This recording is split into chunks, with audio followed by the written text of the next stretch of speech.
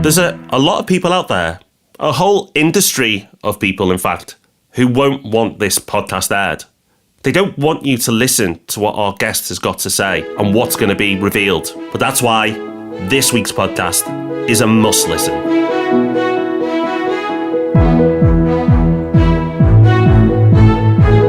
Welcome to the Property Podcast, where every Thursday morning property investors come to be informed and inspired. And what a treat this episode's going to be. You get to listen in to one of the favourite conversations I've had this year. You're going to hear from someone who's ended up on a fascinating journey. You're going to laugh and you're going to be absolutely shocked by some of the things you hear. So make sure you stick around. So our news story of the week this week looks at Airbnb, and Airbnb is becoming more and more popular with property investors. Lots of people are talking about it. Not everyone's doing it, but this auctioneer thinks maybe you should. Yeah, we'll link to the story in the show notes, but all it really is an auctioneer who's been through his auction catalogue and identified particular lots that might lend themselves well to being let out as short-term accommodation on Airbnb or a site like that. It specifically mentions a block of 4 flats that you can buy freehold and rent those out. And he also highlights a house in Watford that's only 5 minutes away from the Harry Potter studio tour. So there's a tourist opportunity there. And I just thought it was interesting because this is an area that a lot of people are looking at, because you can make an attractive looking nightly rate and the tax treatment for holiday lets is more favourable. But most people seem to be trying to do it in city centre flats. You can see why they're trying to do that, because clearly there's a lot of tourist demand and there's business traveller demand as well. But normally it's the case that you just can't do it. It'll be a breach of the lease to do that in most flats. And I've seen a lot of buildings recently sending out letters to all the owners saying, we know some of you are doing this and you need to stop because it's not allowed. So it looks like people are starting to clamp down as Airbnb becomes more and more popular.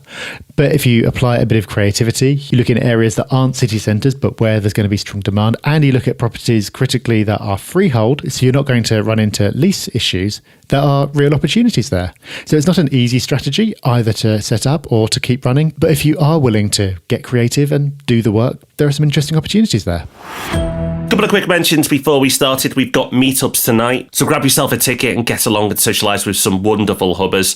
Head along to propertyhub.net/meetups. These are non-selling events with no funnels. It's important that we stress that with this episode ahead. And also very much related to what we're going to talk about this episode. Check out our YouTube channel. Lots of stuff going out all the time. Search Property Hub UK on YouTube. It shouldn't have escaped your attention that we are big on education at Property Hub. We strongly believe that the way to succeed in property, or indeed with anything, is to be clear about what you're doing it for, set your goals, then arm yourself with the knowledge you need to succeed. Now, we've got plenty of ways that you can learn for free or very close to it, such as this podcast and books and courses and all that kind of thing.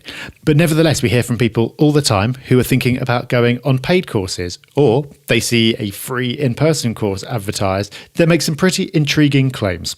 Now, some of these courses might be great, but some of them are simply designed to part you from your money. And it's that second type of course that our guest today found himself getting a little bit obsessed with. Yes, today we're talking to Mike Winnet. He's the creator of the Contrepreneur Formula Exposed, and we talked about this a little while back on the podcast.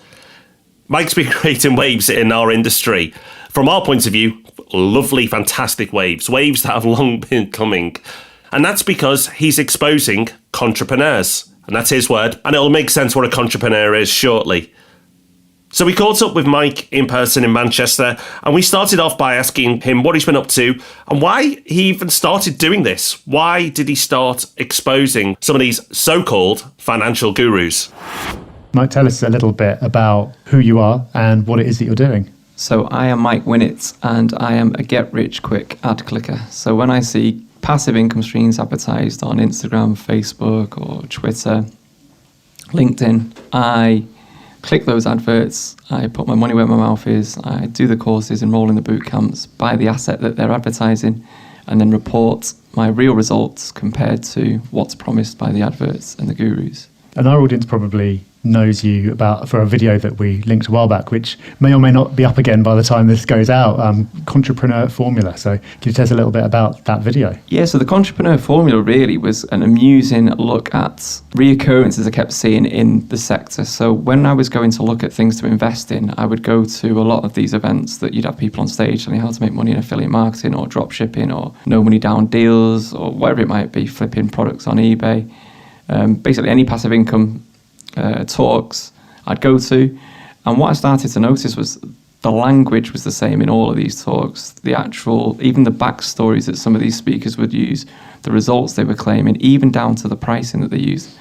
No matter what sector or what asset they were selling, it was if they were all a clone of each other. So I just thought, why don't I document these things that I see in here? And then we made the video, the Contrepreneur Formula. So we went down to London and we went and saw the same speaker speak at 3 different events, and then recorded what he claimed were one-off deals and he'll never do this price again. Followed him around the country to see if he was telling the truth or not. I loved the video. It was brilliant, and I went on Twitter to say that it's the video I wish we'd made because it was genius. But why? Why did you make it? What prompted you to get into this? What it was kind of sitting in the audience and listening to people. And I'd previously sold a business and I'd become financially free or hit the jackpot in many people's eyes. I'd had that big payday, and I had to wear golden handcuffs for 2 years. So I had all this money and didn't know what to do with it. So I wanted to invest. I didn't want a crazy 2 years. I wanted to invest long term and make sure this wealth lasts and I can then build sort of legacy and deep-rooted wealth. That was the plan.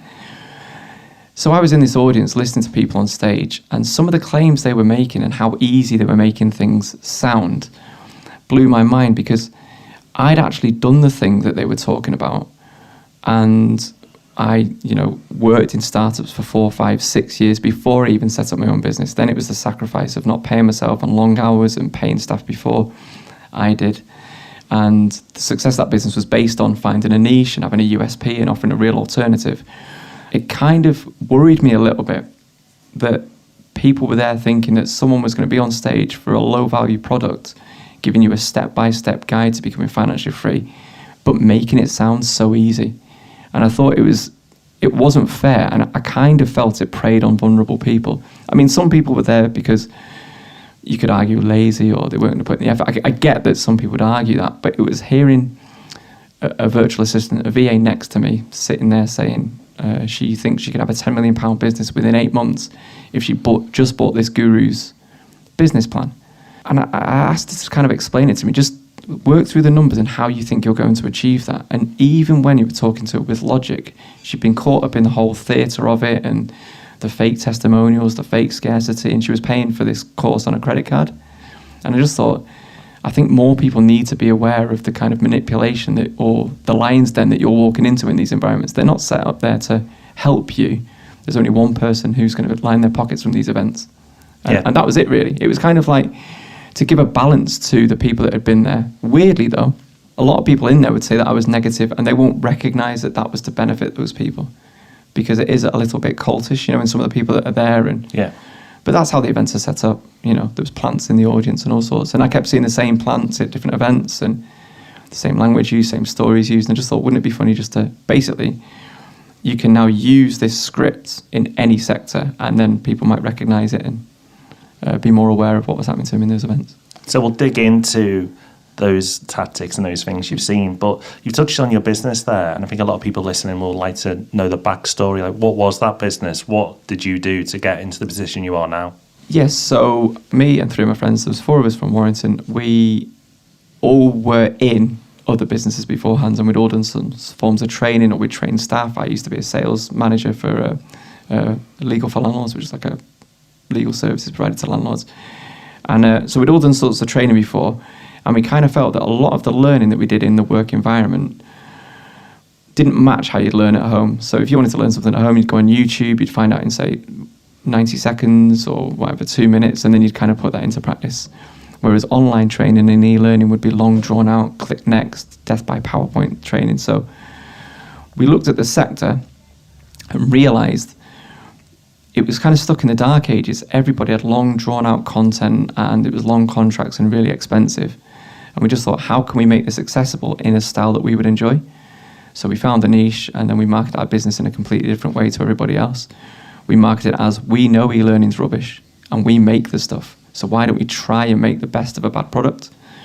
And that was it then. So we just targeted corporates and provided them with learning resources for staff development. And the business just exploded. When did this start to become a thing, this Contrepreneur idea? Like, where did the idea come from? I know you said like you wanted to put your money in, but when did you think, okay, this is an idea now? Not only can I put my money into this, but this could be a podcast and a video and everything else around it. So I've been doing a few different podcasts as well, because I originally started off as a bit of a joke parody business guru on LinkedIn. It's a bit of a cesspit of, I'll call myself the number one, whatever, marketing guy in the Northwest or whatever, based on nothing, but you've just changed your bio. So I kind of used to mock the most. I used to call them like the humble brags or the worst posts of the week. And I used to give bad business advice based on them. So I used to just recreate the stories with a twist at the end. So it started off as that. So I was a demotivational speaker. So I had like a fake website that I put up, and I used to advertise myself as a demotivational speaker just for a bit of a laugh. Until people started leaving testimonials to say that they'd actually been to my talks, which had never happened. It blew my mind. So we kind of followed that process through. As part of that, we went down to an event in London. And the plan was, we were writing a book called The Contrepreneur, weird because we thought it was a good word, which we trademarked, by the way, in case you're going to try and steal it. So we thought it was a good idea. And we went down to London, spent a few grand, and all I was going to do, so I paid to ask a question, and I was just going to ask him for a forward from a book, hoping he'd tell me to and no. And then we were going to use that as a forward for the book. So that was purely the plan. What I didn't realise about these events at the time was was going to come on for 30 minutes at the end of day 2, and I had to sit through 24 other gurus telling me how I can be financially free and a success in online courses, which I'm an expert in if you want to talk about, actual genuine success. And hearing the nonsense they were spouting from the stage of how much money you could make targeting, people on Facebook through courses, when I know for a fact you can't make that money, and all this stuff. So affiliate marketing, YouTube, passive income through YouTube channels, and all these different courses make money from a podcast. So I just thought, this is a booming industry that I wasn't even aware of happened. And that's when I started to notice the reoccurring scripts that they were all using, the words and the NLP and all those scarcity stuff. And I just thought, there doesn't seem to be anything out there on this. Everyone seems to be pushing the products or evangelical about it. Like, oh, I love the 10X, or I love this property guru. 9 times out of 10, they're selling it for them, or they're part of the business in some way, shape or form. So I just thought, why don't we bring a little bit of balance to it? And we were banned for 2 years from doing anything in online training anyway. So it just gave us something to do and hone our skills and learn a few new skills on the way. So it started out as something as a humorous observation. And then when we started getting people interested, saying, oh, this sounds like this guru, or this sounds like this industry. It's a bit strange how we've ended up here, but... So you've put your own money into these ventures now? Stupidly, yeah.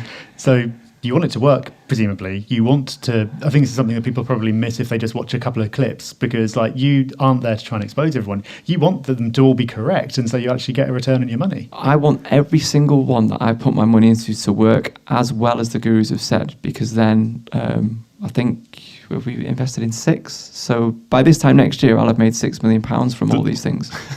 So I want them to work. Yeah, you have to be a real idiot to invest, and we've now put 500,000 of our money into all these different courses, training, boot camps, and actually buying the assets. We're not just learning the theory, we're putting it into practice. I want them all to work. I want dropshipping to work. I want the affiliate website to work. I want all the crypto mining rigs to work, and all the cryptocurrencies we've bought, and properties overseas, and back to brick refurbishments we're doing in the UK. I want all these things to work as promised. Okay, so hopefully it does, but the way people get you to invest in their ideas and courses and products is through, as you've touched on, a method of selling that seems familiar, whatever sector you go to. Yeah. So what have you seen? Well, all of these things are easy to make your money in, which the reality is it's not. So it's they all start off with a backstory. They always build rapport with. They were just like you. They'd come to this event 2 years ago, 3 years ago, and look at them now, they're on stage. So you've got that. They always establish authority. one of the ones I noticed was they all seem to be an Amazon bestseller. I know you're an Amazon bestseller. I have books on Amazon. I wouldn't describe myself as an Amazon bestseller. Well, if you want to know how you can get a bestseller, I can do it for you in 24 hours. He's being modest because he was a bestseller not in knitting for grannies. If you've got a dog and a cat, that's red. Yeah. Is actually the overall category on the whole of Amazon. So he's quite modest. I bought your book. So when I first got the money and I was looking at, because I kind of worked in property, I bought your book and the audiobook. I bought both, like a weirdo, to make notes in it. But so I knew of you. Mm-hmm. From the book. I'd never even seen like Property Hub or any of that stuff before. But yeah, so it was like established authority, and then it was testimonials. And this was the bit that blew my mind. The testimonials all seemed fake, and then when you look online, they'd all have 5-star testimonials. But I always say this: look at the dates and times that these 5-star testimonials come in. It's as if, and I'm not going to name names, at these events, the guru on stage says, if you would like to qualify to get my mentorship for free, leave me a 5-star review on Trustpilot, or leave me a 5-star.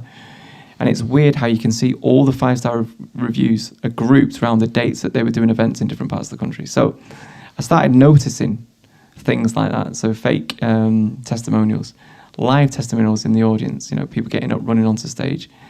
And when we ended up following one guru round, we saw the same people getting up and running onto stage at different times. So paid for plants in the audience, acting like customers. So we started seeing stuff like that.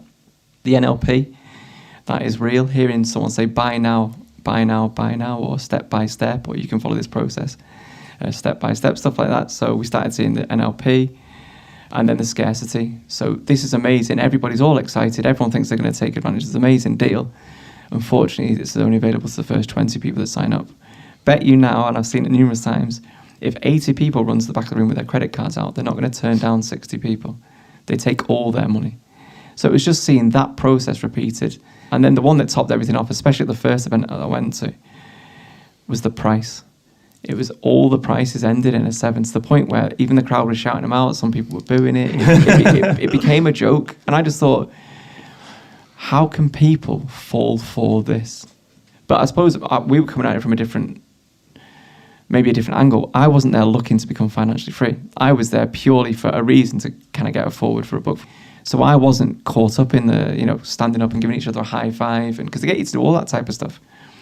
Put your hand up and get you to commit every question. Because once you've said yes 200 times in a 2-hour period, it's hard to then say no at the end of that. So it's very smart. So I was looking at it kind of a sort of bird's eye view, I suppose, and I wasn't really caught into it. And I couldn't believe what I was seeing and how effective it was. And that's when we started to follow it around and see, is this the same in this sector or that sector? And does that guru offer that price in Birmingham or Manchester? So it's interesting that you just weren't falling for it at all, because I've never been to one of those things, but I know a lot of switched on people who kind of go along very skeptically, and then they admit afterwards, I didn't, but I kind of had to sit on my hands because I was caught up in it. And at one point I was thinking, maybe I should do this. And clearly, like when you just say it like that, it sounds crazy, and it kind of sounds like a bit of a joke, all that high-fiving your neighbour and all that kind of stuff, but it's clearly very effective. Very effective.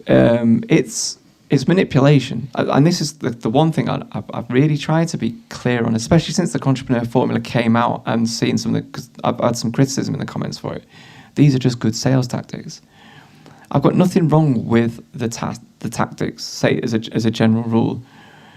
If the product is valuable, does help people achieve those results, the testimonials are real. These are real testimonials from people that have genuinely come in the audience and they've gone, actually, I did this and it helped me.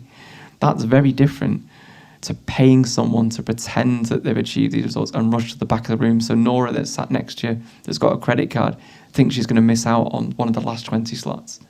It's the intent of the person on stage and the actual value the product gives people. That's where I think it then becomes wrong. But I think some people think I don't like sales tactics. We used to use some of these tactics in our business. We used to use testimonials, but they were real testimonials from our customers. We used to have video testimonials, but they were real video testimonials from our customers.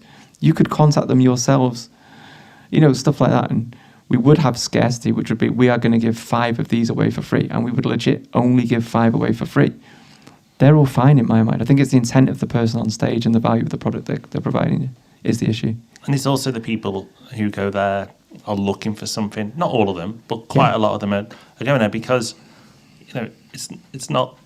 a bad thing to think, oh, I do want to be financially free, or I do want to be in a better position than I am now, so I can do these things for my family. So people are going there already with a mindset that I want these things to happen for me. They want it to work. So then when they're in this boiler pot of manipulation, you can quite easily understand how they end up handing over their credit cards and in some cases getting themselves into more debt than they were already in, which is just horrific. You can understand. It's easy listening to this going, oh, I'd never fall for that. But you've been to them, and I've actually, unlike Rob, I have been to these things, and I understand how people fall for it, because you can be made to feel stupid for not doing it. Oh, wait there, you've come here because you want to be financially free, and I've told you can be. These people have told you it can be. We've kind of alluded to how we're going to help you do that. This is a no-brainer. And you can understand why those people fall for it. And this is a whole industry, not just in property, but in multiple sectors. Yeah. Well, there's a few things there. So one of the things that they use like there is shaming tactics. So if you don't put your hand up and participate, you're almost singled out. And no one wants to be singled out in front of a crowd. So you kind of caught in the whole, it's like crowd mentality, isn't it? People do things in a crowd that they wouldn't do on their own, or if they could sit there. It's because everything's been heightened. Like the decision-making capabilities aren't in play in those scenarios, and you do make bad decisions in the heat of the moment. So there's that.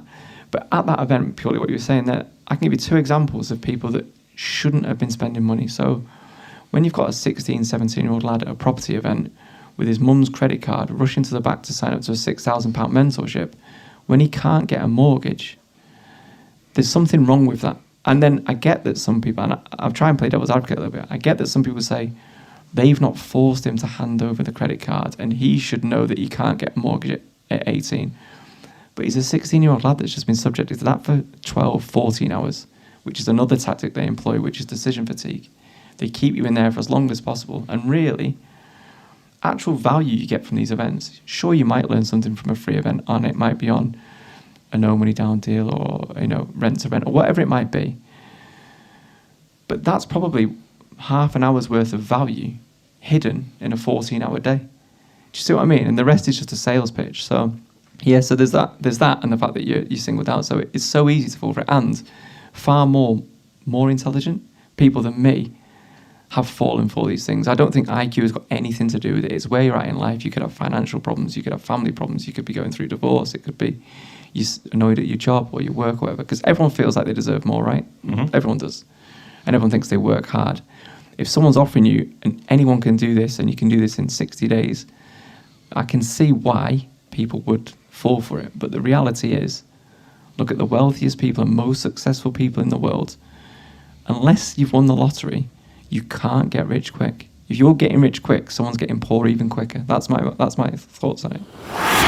Rob, you couldn't see this on the podcast, obviously, but during this interview, I was just nodding a lot. I looked like the Churchill dog, like I just kept nodding and like smiling, like yes. I just wanted to like join in several times during this interview, because I agree, and I know you do too, so much with what he said and what he's doing. Yeah, definitely. It's funny because he didn't originally come at this from the property side. He was seeing this in other courses, pitching other business opportunities or get rich quick schemes, you might like to say. But he has now seen it in property. But it seems like the tactics that are used are universal. Whatever it is that people are pitching, the way that they do it, the techniques they use always seem to be the same. And I guess, Rob, that's because they work. They don't work in a very positive way, but they get the result. And the result that they want isn't to leave everyone going away feeling very informed. It's wanting them to buy something. Absolutely, Rob. And as we've heard, some of the tactics they use, and this is just like, we've touched on some of the stuff here, it's not all of it. It's sickening, really. It's actually horrible. I'm sure they do justify it to themselves when they go home at night and put their heads down on the pillow. But wow, what a warped way of justifying it to yourself. And the thing is, the thing with this whole scam, this whole system that they use, is that the people who've bought into it don't want to acknowledge that it is a con and they have wasted money and they have been duped, because they've spent money and pride comes into this. And they've been getting away with it for a long time. A long, long time. This isn't new. This is something that's been happening since I first got into property, which was 12, 13 years ago. And that's because, as humans, our wishes and desires haven't changed. We want to believe that we can achieve great things. There's absolutely nothing wrong with that. But what these people do is pretend there's a shortcut to getting there. And there isn't. It's hard work, a bit of talent, and a lot of luck. And yes, that hard work comes up with knowledge as well. But there aren't secrets. There are no secrets to becoming a successful property investor. We'll tell you how to do it on this podcast. We're 342 episodes in. There isn't much left. We've told you how to do everything, but we want to believe that there's an easier way. We want to believe there's a shortcut. There isn't, but because we want to believe, these businesses and entrepreneurs thrive. And clearly it's very effective, because even people who are very switched on and should know better end up getting tempted. But as Mike says, he's got no problem with people using sales techniques. If you're talking about scarcity or you're offering a one-off discount, nothing wrong with that if it's genuine. But the trouble is, as he's demonstrated, normally it isn't. And also not a problem to use every trick in the book to persuade someone to buy if you really believe that what they're buying is absolutely brilliant and will help them to make amazing changes in their life. But we'll carry on this conversation next week and talk about what happens after you've bought. Because Mike isn't just going along and making fun of people. He's going along buying these products and actually trying to make a success of them. But as you'll hear, and you might be shocked when you hear this, the product or the experience that you get often doesn't quite match up to the claims that are made when it's being sold to you. So I'm sure you've enjoyed this conversation so far. Mike is so great to talk to, and you definitely won't want to miss next week's episode, because there are plenty more revelations to come. Now, it may not be a shock that our Hub Extra is Mike's Contrepreneur video, but there's a reason why it's a Hub Extra for the second time, because we mentioned it the first time and lots of people went and watched that video, and the video began to go viral. Hundreds of thousands of people watched that video, not all podcast listeners, but a lot of you got there early on and helped drive the views and helped by sharing that video out, and that's fantastic. But what wasn't fantastic was that one of the people who feel very sensitive about the Contrepreneur video got it banned. Yeah, they picked a slight clip where the back of their head was shown and used a copyright infringement to get YouTube to ban the video. So Mike and his team have put the video back together with that slight edit taken out and republished the video. It's absolutely fantastic that Mike has the attention of these gurus, and I think that by getting it banned only adds more fuel to what he's doing and will create more attention and noise.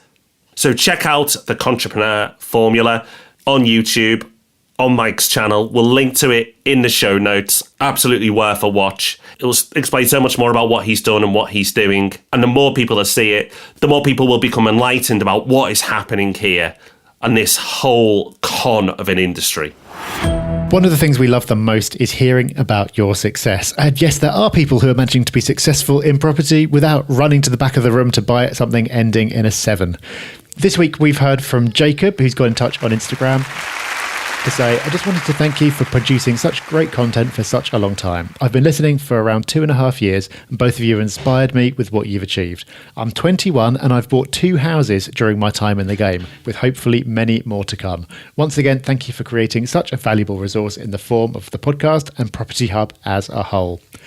And Rob, for me, this is what it's all about. 21 years old, 2 properties already, and doing it not by looking for a magical shortcut, but by educating himself and doing the work. Yeah, who knew you can do it through hard work and not doing it via a secret formula that we've heard so much about today. Well done, Jacob. Thank you for showing us how it's really done. So that's us done for this week. Make sure you're with us next week for part 2 of this 2-parter special. If you think what you've heard this week is good, wait till you hear what Mike talks about next week. We've got him back on. In the meantime, you've got our YouTube channel and Mike's YouTube channel to keep you busy. Property Hub UK and Mike Winnet. Go and check those out and get subscribed if you're not already. And of course, we've got Ask Rob and Rob on Tuesday. So lots to keep you busy with. Until we're back with you next Thursday, have fun, take care, bye-bye. Bye-bye.